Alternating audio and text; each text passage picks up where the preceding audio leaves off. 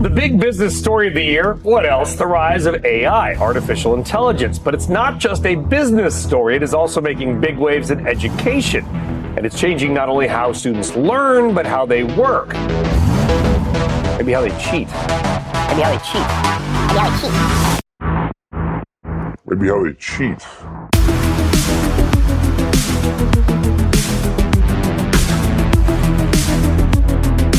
It's only a machine. It's called artificial intelligence, but it's not that intelligent. ChatGPT is forcing educators to rethink the way they teach and the way they test students. ChatGPT forces us to think about what it is that we do, why we do it, and how we can do it better. We've heard about assessment and cheating, but I'm also kind of interested in seeing how you could embed it in some ways so that the learning experience for the students is improved. It's actually very scary. It is basically cheating, like an app is doing your work for you. It's not like your own word. Students for whom English is not their first language say they have to work twice as hard for their grades, and they're angry at the prospect of others getting a free ride.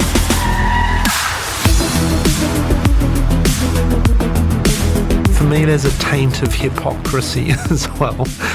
You can't seriously ask me to believe that academics, administrators, these people, those people, aren't also using those tools. They're going to use it. In fact, I know of a student at a Ivy League university who got response from the professor, this is the best essay that I've ever seen, and that student confided that it was written by ChatGPT.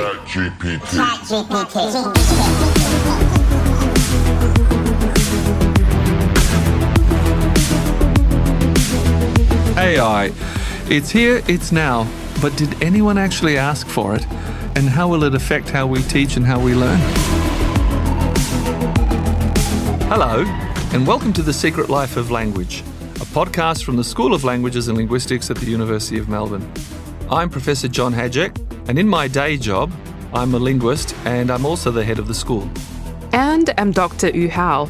I do teaching and research in the field of translation studies. And I'm also a professional translator. Thanks for joining us on the first of a series of episodes that we hope will throw some light on how generative AI is impacting teaching and research activities in university settings.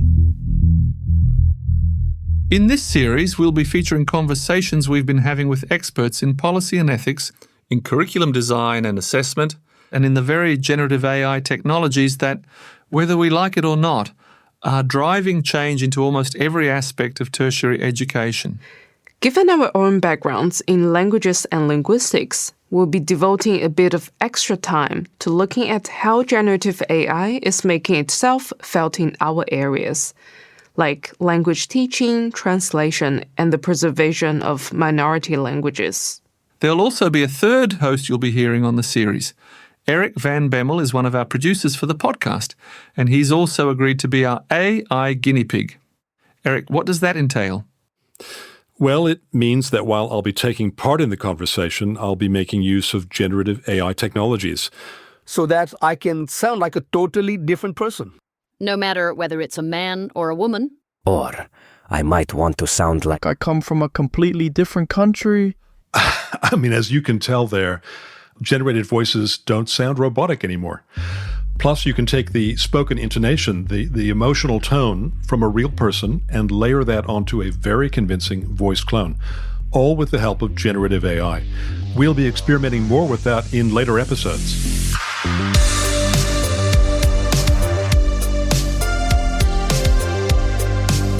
We started work on this series some months back when products like OpenAI's ChatGPT had already made their initial splash on the larger public consciousness and in our workplaces. And while we know these products themselves have gone from strength to strength and actually only continue to do so, we found in our many conversations with colleagues and other experts that what remains a constant for everyone is questions and concerns around different things like the degree to which generative AI is being imposed on us. Do we really have to use it? Getting to grips with the practical use of the technologies. How do I use this stuff? what to embrace and what to be leery of, what does hallucination mean, and the upending, for better or worse, of the long-cherished, tried and true ways of teaching and learning at the university. Perhaps more than that, generative AI poses serious challenges around what meaning or value we should now be assigning to that thing we call a university education. We want to kick off the series with a conversation we had with a professor of law who spent a lot of time thinking about artificial intelligence in this space. Professor Jeannie Paterson is from the Melbourne Law School, but she's also director of the Centre for AI and Digital Ethics, a collaborative centre that draws on the expertise of the law, engineering, medicine, education and arts faculties here at the University of Melbourne. Jeannie's own specialty is consumer protection law and digital ethics, and she's spent the last decade researching the intersection between AI and related technologies and what they mean for protections of fairness, bias, privacy and existential risk. We started by asking her about the ethics and policy challenges that generative AI is bringing to the university setting. The emergence of generative AI in university setting has disrupted all of our assumptions about what we do, I think. I think it's an existential challenge for universities, but it's also a very practical challenge for universities. Some people call this plagiarising when they use generative AI to create work. It's not plagiarising. That's not how generative AI works. It doesn't go out and copy stuff and plonk it down. It reassembles material. But I think it's probably collusion because students aren't on one view doing their own work. So we want integrity in assessment. And I've talked to philosophers who say, actually the process of putting pen to paper and writing or typing answers is how we know that students are engaging with the material, developing their thinking skills. So the idea that you can outsource that thinking to something else is a real challenge to what we do in universities. But equally, generative AI is throughout the world. It's everywhere. It's in every workplace. We can't ignore that it's present. And in some cases, it can be really useful to students. I personally am dyslexic, so that means that I find seeing spelling errors problematic, hard. I don't see misspelt words. That's not the way dyslexic people see words. So anything that checks my language, but also checks for missing words, which is something else I do, is really useful to me. And is using AI to check my spelling and also missing words collusion? I don't think so. But somewhere there's a line between this is not my own work and I've used a tool to improve and polish my work. And universities, I think, are still grappling with how we draw those distinctions and where we sit and how we think about assessment to make it still meaningful and how we think about the use of technology to improve students' learning experience and perhaps also make participation in universities more equitable and accessible for people who have issues with language or text or whatever. I actually have a follow-up question about using ChatGPT or other kinds of generative AI in assessment. So I've been sitting on the Student Integrity Committee. So in that committee, we normally have the hearings in which the students who sometimes committed to misconduct, for example, using ChatGPT in one of their assignments. So we normally have hearings, have students coming in, and we have academic representatives, so I'm one of them. We've seen growing cases of students that is using ChatGPT in their drafting or fine-tuning or checking grammar in the assessment, and it's normally not allowed. So I'm wondering where is the boundary? Because some of the students, they have the arguments like, oh, we're second language speakers. Sometimes it's quite useful to use the ChatGPT for grammar checking or finding synonyms for specific words or just checking whether their writing conform to academic English, the specific style. So whether that is allowed. So the question of the use of generative AI in universities is just multi-layered. There's the question of what is our rule, and then there's the question of what do we think is right and proper, and how do we define and explain that to students and indeed to staff. Now, at the moment, the rule is you shouldn't use generative AI in your work If you do, you need to disclose it. You should be disclosing what tools you use. So if I chose to use Grammarly to check my work, if I was sending that to an academic publisher, I should be disclosing it. And if I was using it in an assignment, I should be disclosing it. If I was using another tool, I should be disclosing it. But some lecturers can also set down a rule that says do not use any AI tools in completing your work, which now rules out Grammarly, which is interesting because not so long ago we were suggesting to students that they use Grammarly to check their spelling and their punctuation. Well, now we're saying I think that's an AI, so that needs to be disclosed and can be precluded. So for students, the fundamental rule is disclose and also check with your lecturer to see if your lecturer themselves has decided that the tools should not be used. The world is still grey for students because we let them use a spell check, but anything else we're saying, well, you need to disclose it and maybe you can't use it. And I don't think as yet as a university we've worked out how we think AI is useful for students and how we think it oversteps the bounds of producing work that has the integrity that we want it to have for assessed piece. I mean, I've got a couple of things to say in response to that. I mean, Grammarly crops up quite a lot and that's obviously promoted itself quite successfully around the world. Ads keep popping up in your YouTube feed, etc., about the wonders of Grammarly. I don't think people necessarily understand it's AI because it was there before AI became a thing, so they don't necessarily associate it with it. They just think this is something that's helping me with my style and grammar and spelling. But that in itself is being superseded now at a lower level because Microsoft and various other softwares, they're providing similar services now. They will provide you with bits of text. Can you reword this way, et cetera, et cetera? And I have to say, it's not, having a look at all of these things, it's not necessarily the case that the text is better than the original. It may actually not understand what the original was. It's always the problem with AI.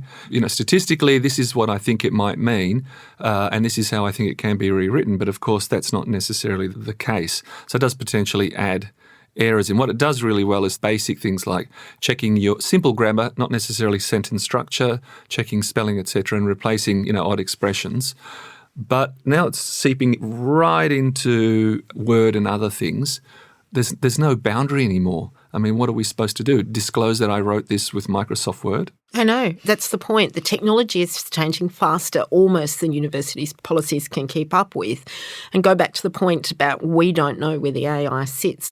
One of the most important aspects of AI ethics or AI governance or responsible AI is that transparency piece so that people know what they're dealing with. Where I think we start to run into challenges with academic integrity or the integrity of academic work or research is where you're, for example, using what's called a RAG, where you plug in a set of documents. That's retrieval augmented generation. Retrieval augmented generation. It's a plug-in. It's not part of the model. It actually works with the large language model to go out and grab information to fill in the gaps. And that's why things like ChatGPT will say, all the information goes up until 6 months ago, and they'll update that every so often. But if you ask it about something that's going on today, it has that has not been trained on the data. Yep. Whereas if you have a RAG, you can actually go out and grab the stuff on what's happening with the US presidential campaign, for example, today. Or your reading guide. Exactly. So up until recently, we've gone, ChatGPT is not so great on Australian content. It's not so great on recent content. It's best on American content. But if you can use a RAG, basically plug in a set of relevant materials, or even yourself just as simply as upload a PDF, then all of a sudden the power of the ChatGPT is now being directed at particular resources, which is going to improve the relevance of the material, even though you'll still have the problem with hallucination, because the way generative AI works is it doesn't understand truth. It's producing language, but you're narrowing down the scope of that error if you can use a RAG or if you can upload documents and say, I want my answer to come from this. And once we move to that creating content as opposed to checking language side of generative AI, to me, that's where the challenge to academia is, not in the, somebody used a Grammarly or a Microsoft tool to check their language. It's where, and I understand there's a fine line in writing, but when you're actually retrieving the material and using that AI to to produce the substantive content, and then maybe saying through some very clever prompting, I want my first paragraph to say this, and I want my second paragraph to say this, and I want my third paragraph to say this. That's, I think, where we're really straying into the land of what academics might call collusion, but in the business world we call efficient. It's a productivity measure. Yeah. But the problem is you don't know who's done it. I mean, that becomes the issue, particularly in assessment, because precisely as you say, was it the machine or was it the human, and how do you know there's actually been any learning? That's right. That's exactly right. If we say that what we're training people to do is not to replicate the work that they would do in the business world or in government, but actually learn material, think deeply about material, whether it's coding, thinking about language or thinking about law, the thinking deeply thing is the thing we want to do, I think, as scholars, thinking deeply and using specific specialised knowledges. We start to become very worried about that when we think about the uses of generative AI to both retrieve and create the outputs. That's more than polishing. That's somewhere where that line is of where we say this is unacceptable collusion and this is acceptable polishing. And that's quite a sophisticated debate, and it probably differs across different specialities. So it's not an easy answer. If we're just dealing at it at academic misconduct committees, that's way too late.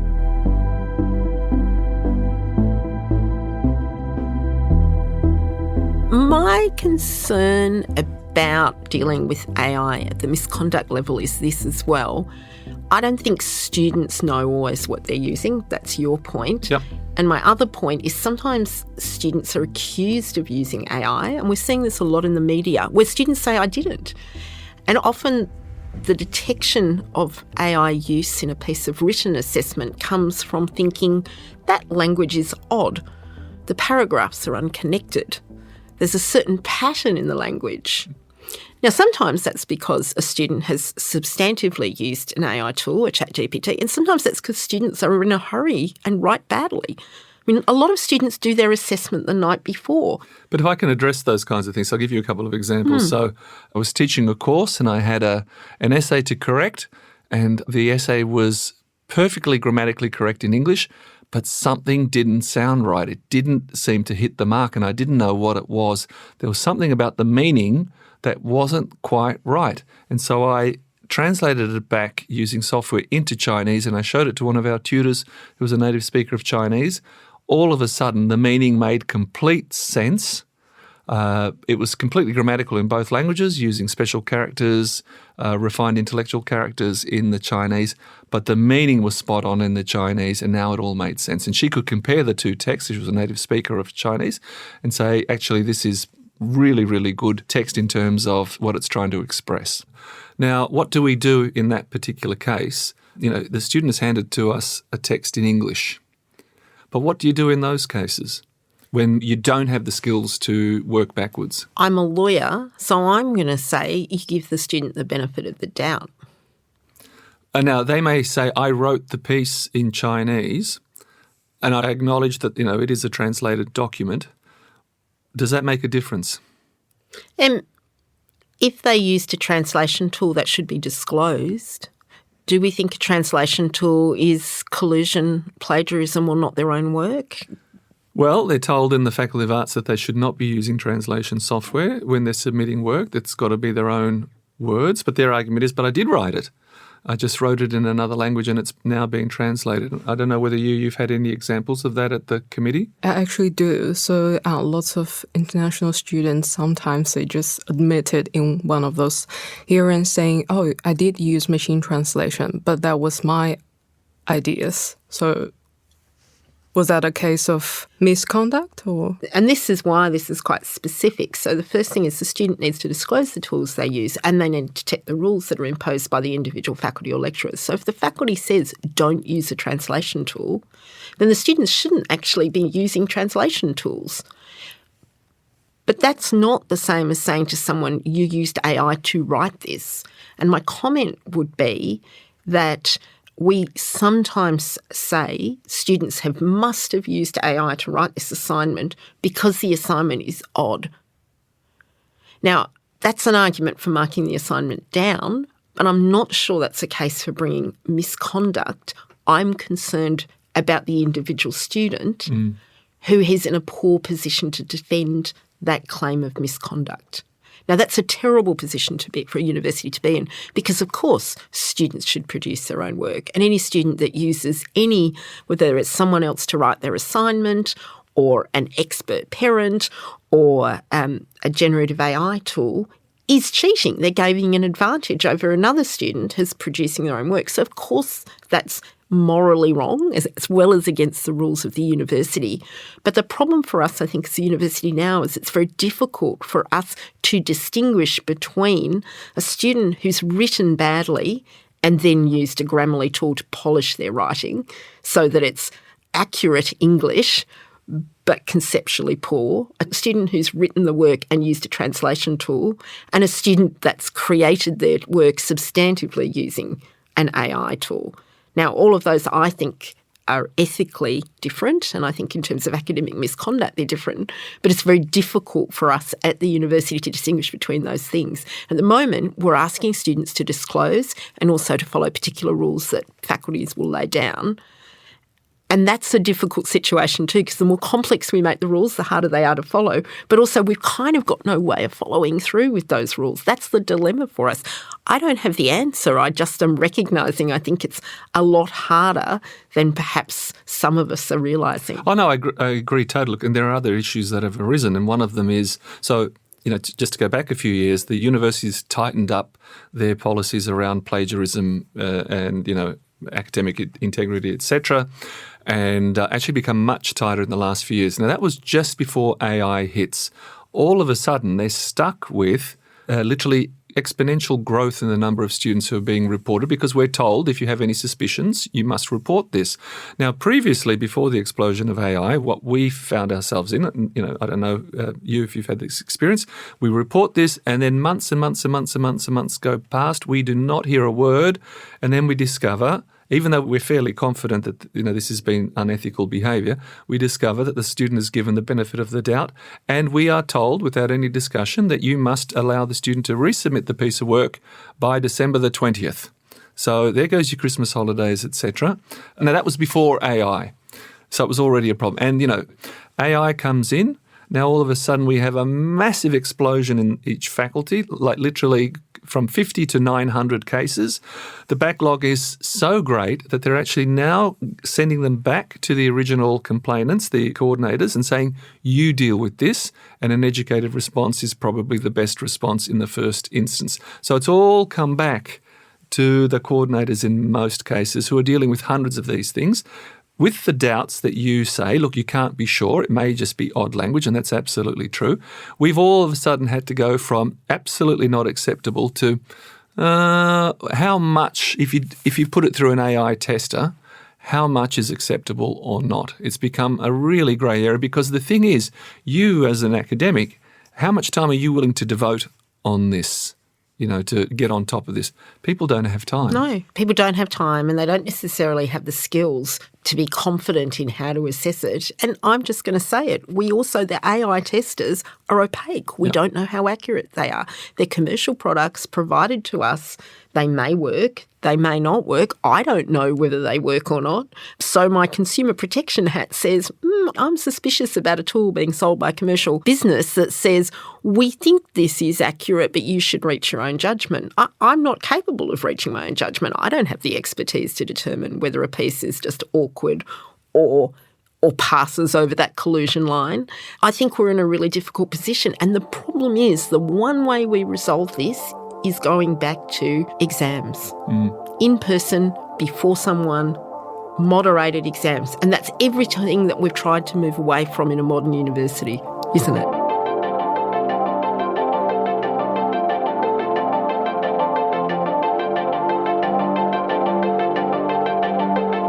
I've been an academic for many thousands of years, it seems now.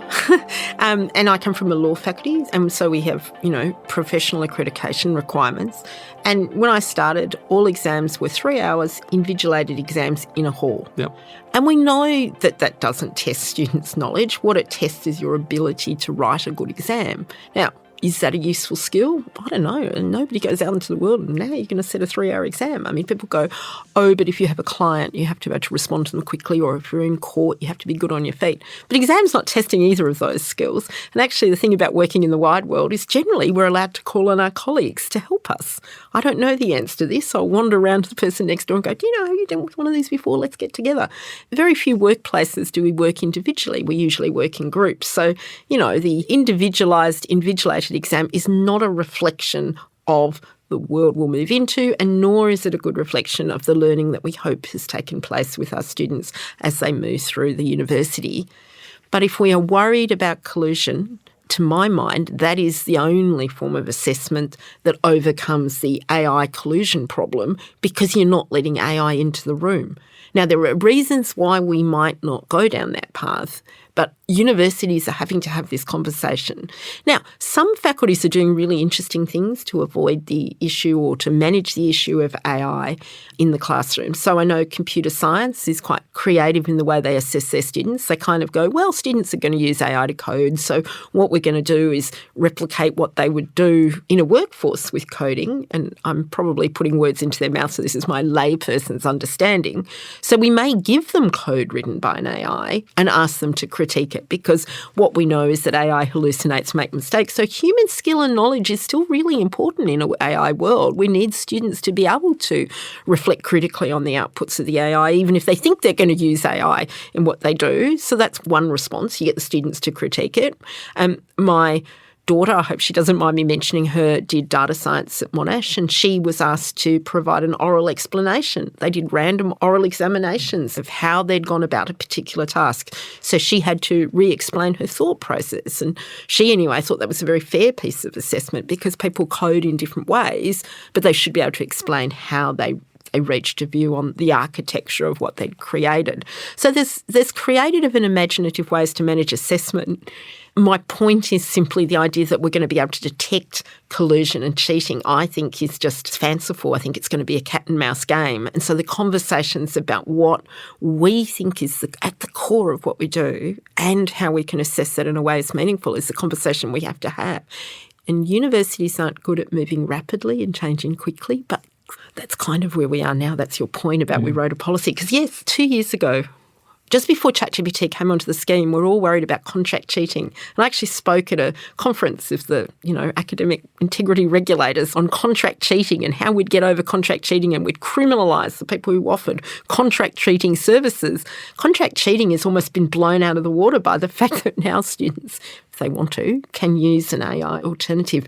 So the changes are so rapid. We as a university probably need to stop focusing on a sort of fixed model of risk identification and come up with something that's more dynamic and, in my mind, more substantive. And indeed, plagiarism itself may have gone down because you don't need it anymore. Don't need it anymore. You just generate new stuff. That's right. And in fact, plagiarism had already been going down even before we got generative AI in the form of ChatGPT, because there were lots of apps in the market about 2 years ago that were paraphrasing apps.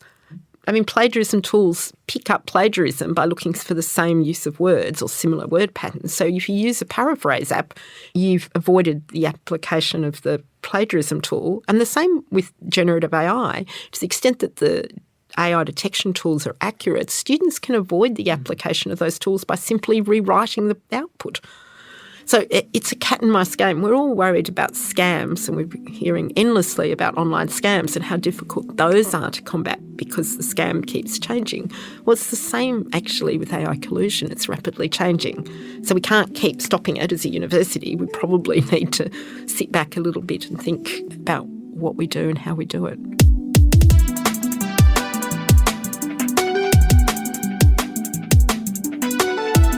If we look not at the students but at the teaching staff and how they can use AI to make their jobs easier, what are the ethics around that? Oh, I think the ethics of staff using AI are also huge. And I go to the point, one, staff are busy. And so if we say, well, you can improve and you can be more efficient using AI, I would be saying, in what hour of the day do I find the time to learn to use the AI to be more efficient? Because it's another learning challenge for staff as well, to think about how they might incorporate it into their work practices.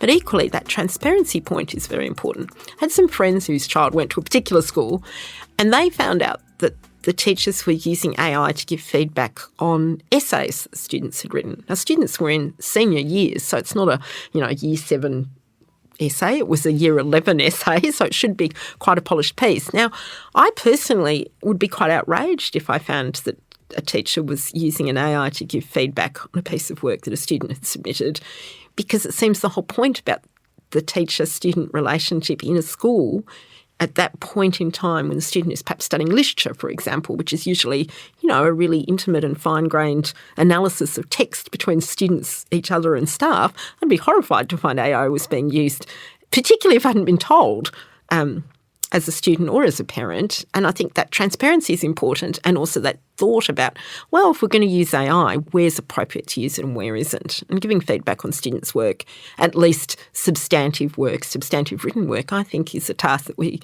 at the moment expect to be done by a human with the skills and expertise genuinely to be able to respond to the piece of work. So are we talking about AI literacy here? So many people talk about AI literacy, and what do we mean by that? And also, for example, if that's going to be integrated into university curricula, what should we do?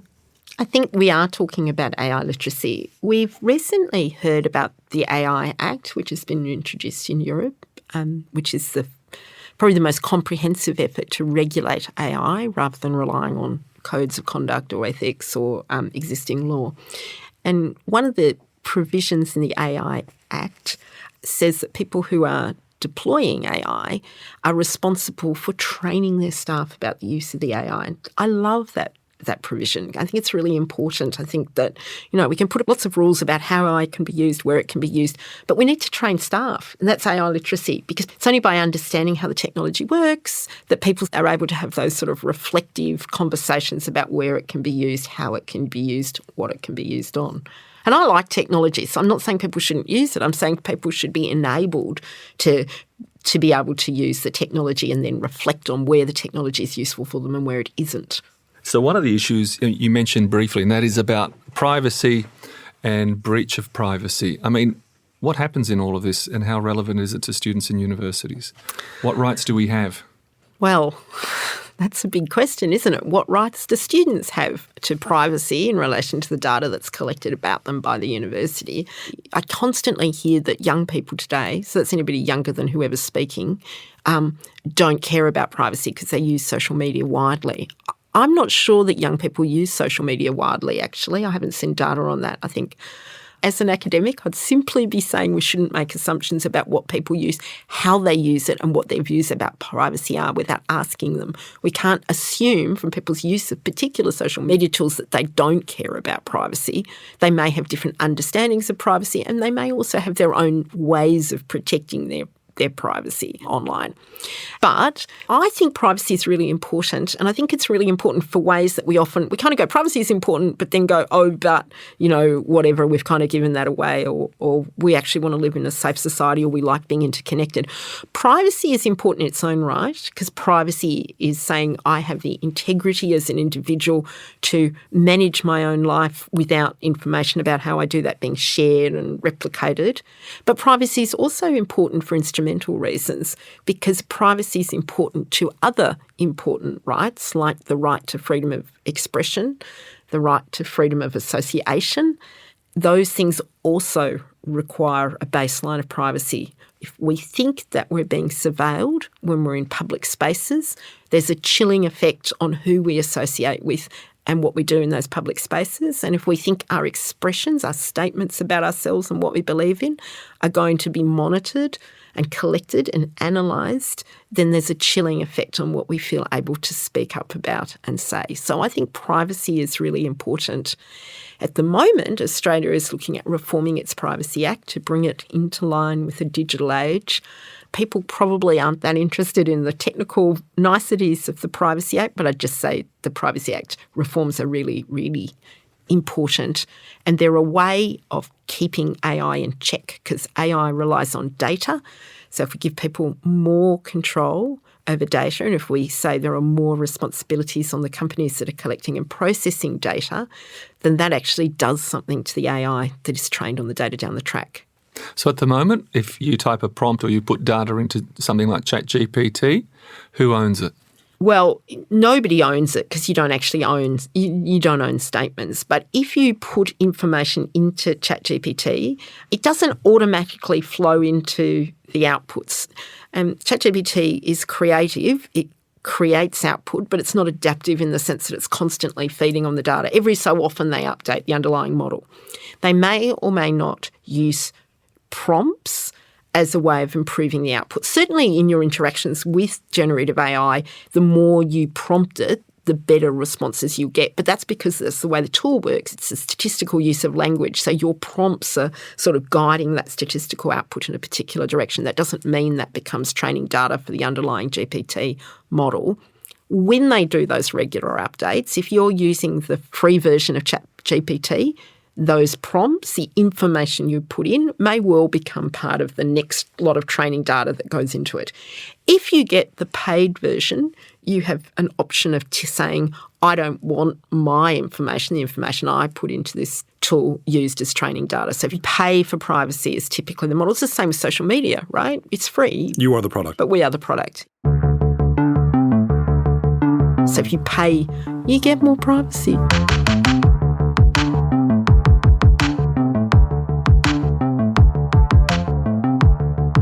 So, is it okay for staff, academics to use AI to mark students' work? I think it depends on the assessment, because we're already marking students' work automatically. If we use quizzes, for example, that's marked automatically. Just a note on quizzes, I think generative AI may have blown quizzes out of the water because students can get a response really quickly. I mean, they often could before, but now even more so.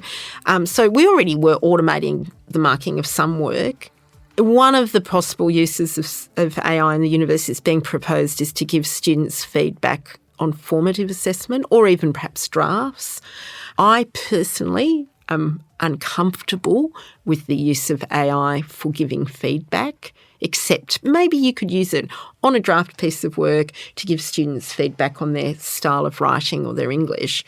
But given we know so little about the accuracy of AI and giving a response to any prompt, given we have no certainty about when that inaccuracy will occur, so it can give a wrong response and we don't know how often or when it will give that wrong response, I'm uncomfortable with using AI to assess students' work or give feedback on students' work. I think that that is part of a relationship between staff and students.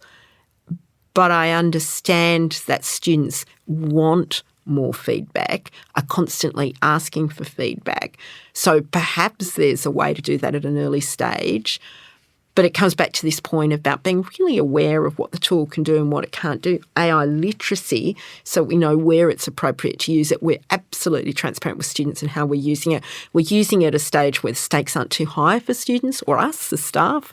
Then it might be useful. For teaching staff, if it's not for assessment, what about using AI for other purposes? For example, the designing a class, a lesson plan, or generating some images for your slides to make it more appealing and attractive? Well, lots of staff are using DALL-E or any of the image generating software to create great images in their slides. I don't have a problem with that. Oh, that's new for me. I've got a DALL-E. I've got to follow that one up. I need new images. You know, that's quite fun. But I don't think staff should be using AI for anything we wouldn't let students do. So if I'm using AI to do my lesson planning or write my lectures, I should be disclosing that to students, that this is what I've done. We as staff need to have the same standards for ourselves as we do for students, so we need to disclose it. And if we think it's okay for a lecture, I don't think anybody is writing their lecture using AI. So I'm just saying I do not think anybody's doing this. But if I was, then I'd have to be saying to my students, you can write your assessment using it. I mean, you know, it works both ways. Why is there parity? Why do we assume, I mean, we're not being assessed on them. Why would we be held to the same principles? I mean, it's a different relationship, surely. Well, because I think that as an academic, I'm modelling the conduct and the approach that I want my students to adopt. I mean, I teach law, and I guess one of the things that I would say about law is the skill that I'm teaching is structuring arguments, applying an inquiring approach, drawing on the parameters of the law to the scenarios that are presented to me. I think that requires quite a degree of human judgment and creativity. And so what I'm doing in class is modelling that judgment that creativity, that rigour for my students, and often I fail abysmally and they correct me. I think it's really important that if I think that's what's special about my discipline, that I am in fact demonstrating that to students. So what's your view about academics using AI for research, for getting papers ready? Well, it's controversial. So the role of AI in getting papers ready is very similar to the role of AI in students doing assessments. So I would like to think that we as academics can use tools to polish our writing, polish our spelling. But a lot of journals ask for that to be disclosed, and there are reports of academics who have used, say, a Grammarly tool or another tool to polish their writing who've then been told that the journal won't accept their work. So it's kind of the same for students. You've got to disclose what you're doing, but also check what the journal that you might be writing for wants. I tend to think that using AI to polish work is very different from using AI to create an article by asking the AI to provide a framework or to draft an outline or to draft parts of it. Certainly using AI to create evidence or results is absolutely improper. So you've sort of got a sliding scale of what's possible. I guess some people talk about AI as the first draft tool. I talk about AI as the refine your work tool. That's my personal experience with it. But again, academic writing is still working that out. Because I'm a lawyer, I'm very rule compliant, so I won't now use Grammarly in my work because I don't want to run into problems with breaking the rules. But I think that's also a bit of a shame, right? The other issue that we have, I'm a language academic, when students submit work and you think, this language, in Italian, you cannot be at this level. The level of expression in this text is just not possible. You don't know this. You've done 3 semesters of Italian. Apart from anything else, these expressions are things that native speakers wouldn't do or would use very sparingly, or they have to be highly educated. What do you do in those cases? The example you've given is a really good example of the dilemma for academics, because you, using your expert specialist knowledge, have looked at a piece of work and determined, no doubtly correctly, this must have been produced using some AI tool because it's not something that a student could create and it's not something that a native speaker would actually produce. The dilemma is your judgment may not be the standard that's required for a misconduct hearing, and so we're left in this grey area of saying to the student, I don't think this is your work. And the student then has a choice about how they respond. And I would suggest that the ethical student would be embarrassed and apologise and realise that they have transgressed the requirements of the university. But there'll be students that will try and, bluff their way through it and saying, who are you to criticise my work? I just happen to be particularly gifted. So it come back to it's a dilemma for universities, and the only way around that is to say you've got to do your assessment in here, in person, or some other creative option. All right, this is your work, let's sit down and have a chat about it. But all of this, and I've been talking about, academic integrity and the role of the academic and the relationship with the student and the thought they need to have, all of that assumes academics have time to do this. And as academics are increasingly expected to teach more students, to engage with more different kinds of disciplinary requirements, to gain more expertise, we've got to be really careful about responsibilising the academic. You mentioned that earlier. The academic as an individual can't deal with all of these problems alone. It has to be an institutional response. And I think academic workload is really important here. And that's why we also need to talk about institutional responses and indeed, national responses. Ideally, these conversations actually just make us better teachers, but we are under pressure from increased student numbers, reduction in staff, increases in the amount of assessment that have to be done. All of these things, kind of work against the sort of creative, engaged approach to staff-student interactions and research and course design that we're talking about. So I quite agree we always need to be careful. Our presumption of innocence is quite important. But we can also do things like tell students ahead of time that if we have questions about your work, that we will bring you in and ask you to talk about your work. And that's fair on students because they know that they may be asked to explain their work.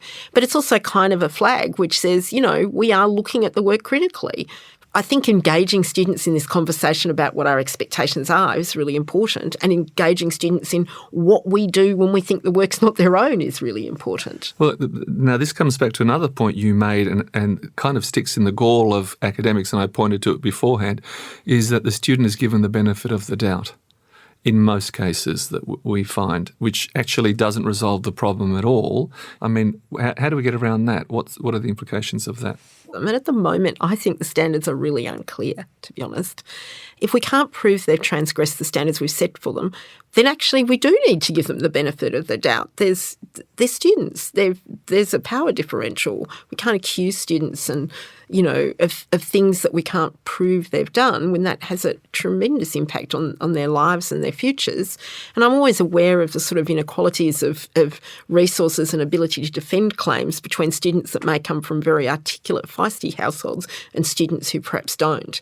And we all know that sort of confirmation bias. If you tell me I've done something, I might agree with you. I'm always concerned about that. So I think if we think there's a problem of collusion or cheating or whatever, and we think that we can't actually act against students, then the answer is we ourselves need to change our practices. If we think that we have a problem with this work that students producing doesn't have integrity or isn't replicating the skills, expertise, inquiry that we want to be having within the university, then we need to reflect on our assessment packages, our assessment approaches, and change those and move to something that we think does have more integrity and does produce the responses that we want. Now, I know that's easy to say and really hard to do, and I know that is a resource question, but it's kind of like the existential question for universities, isn't it? We are places of higher education. We're supposed to be complying and aspiring to the standards that are commensurate with being a place of higher education. And so I think we do need to take that seriously, and a cat and mouse whack-a-mole game is not going to work here.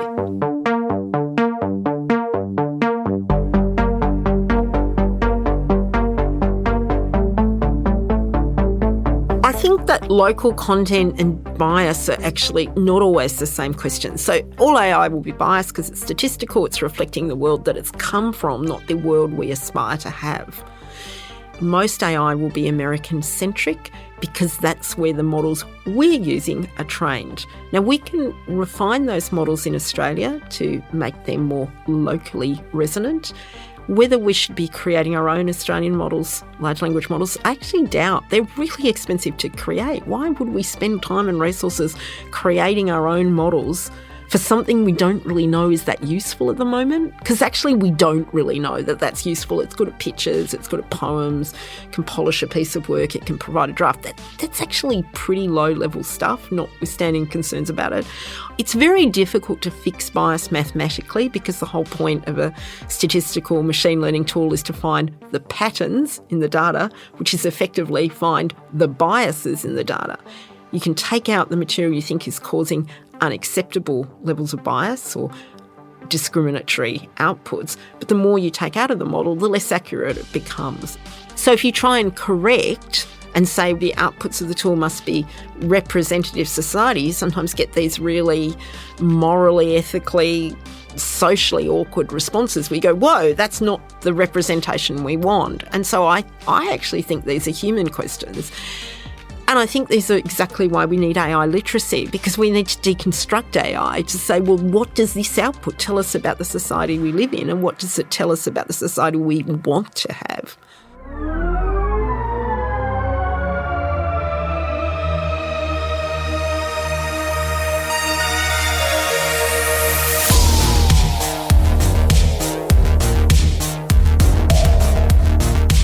Well, that wraps up this episode of The Secret Life of Language.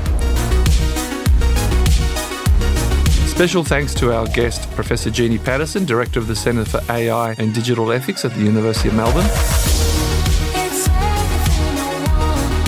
Producers for this episode were Eric Van Bemmel and Kelvin Parham of Profactual, and Gavin Neighbour.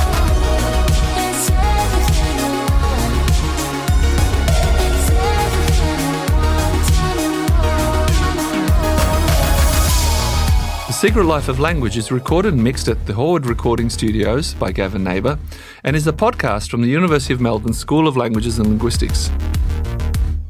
This episode was produced with some limited use of generative AI technologies. Be sure to keep up with every episode of The Secret Life of Language by following us on the Apple Podcast app, Spotify, or wherever you get your podcasts. The Secret Life of Language is licensed under Creative Commons Copyright 2024, the University of Melbourne. I'm Professor John Hajek, and thank you for joining us.